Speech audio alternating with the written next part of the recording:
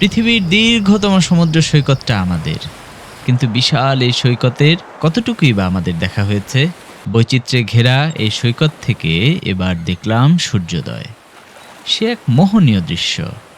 সমুদ্রের একপাশে পাহাড়, আর সেই পাহাড়ের আড়াল থেকেই সূর্যের লাজুক আগমন।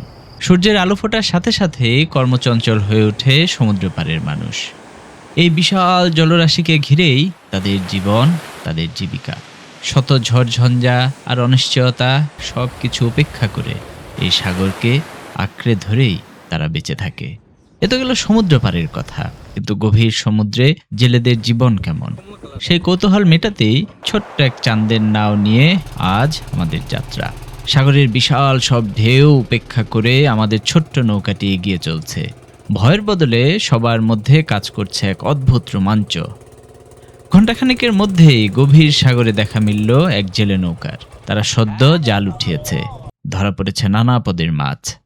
মানুষগুলোর চোখে মুখে প্রচণ্ড ক্লান্তির ছাপ, অথচ অতিথি আপ্যায়নে তাদের বিন্দুমাত্র কার্পণ্য নেই। এই উত্তাল সাগরে ভেসে ভেসেই তারা আমাদের খাওয়ালেন সদ্য ধরা ইলিশ ভাজা।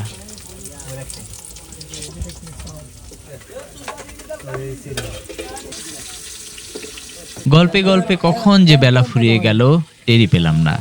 সমুদ্রের বুকে বসেই দেখলাম সূর্যাস্ত। আধার নামতে মাঝ সমুদ্রে ওই নৌকাটিকে মনে হচ্ছিল ঠিক যেন পাইরেটস অব দ্য ক্যারিবিয়ানের কোনো রহস্যে ঘেরা জাহাজ। সেই রহস্যের সাথে মায়া যোগ করতে আকাশে হাজির হলো বিশাল পূর্ণিমার চাঁদ।